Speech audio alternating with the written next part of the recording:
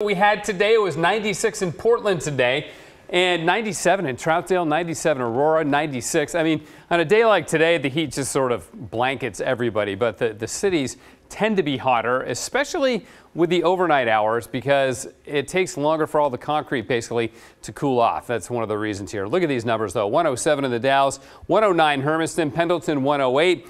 Medford would top honors today at 111. Ouch, that is hot. And then Pleasant at the coast, 60s and 70s there as the pattern continues. So speaking of the urban heat island effect, here's what it is. If we had no development at all, if we just had kind of similar landscape all across the area, then everybody would be, say, 85. We'll pick that random temperature here. But as you urbanize and even suburbanize, that changes things because these surfaces all collect heat. So asphalt, dark rooftops retain heat. Heat emitted from cars, buildings, and factories adds to the temperature that we get. And if you have fewer trees, well, you end up with less cooling from what we call evapotranspiration, because trees will emit moisture. As the moisture evaporates, that is a cooling process, so it helps to cool things down. So that's why the cities are always hotter, and this is actually very well pronounced, even more pronounced at night, with the overnight lows dropping much lower once you get out into the country compared to what happens in the city. So that is the urban heat island effect. Now, within the city, you can have other little islands that are hotter than other parts of the city, again, depending on how much vegetation there is and how many buildings you have, stuff like that. Okay, great sunset picture for you from @TangoMaster25. It's down by Kaiser. Look at that. Some beautiful clouds getting lit up by the setting sun there. Thank you, TangoMaster25, for sending that in.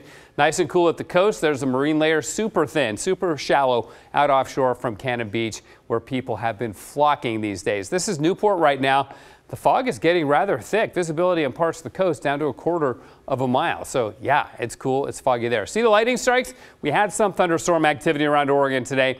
Didn't amount to much. Didn't see any big rain amounts there either. But I did capture these thunderheads trying to develop, looking out to the south and southeast from our camera at Timberline Lodge towards Mount Jefferson, which is there. And these didn't develop into anything. They dissipated. But you can see the haze in the sky there from wildfire smoke. Our air quality generally good in the Portland area. Salem moderate, but for the most part, not too concerned about the air quality, even though we are getting smoke from those California wildfires pushing north into Oregon. But it's pretty thin and it's all elevated, so we're not breathing it, so it's not really a health concern.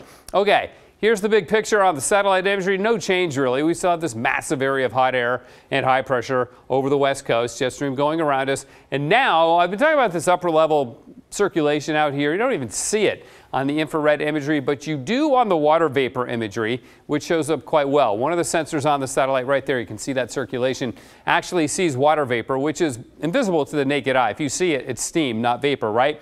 But the satellite picks it up, and it's good at showing circulation centers that otherwise aren't visible there. So this is what it looks like in the modeling. We're still hot on Friday and Saturday warms up even more because we pick up a little more southerly flow as that system that will eventually be our salvation from the heat gets closer to us. So some cooling on Sunday, but then significant cooling as we go into next week. It looks, we could even see a shower at some point next week. I know, hold the presses on that, right?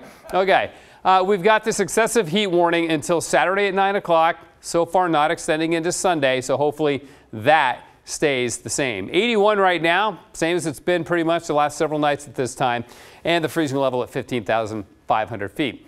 Alrighty then.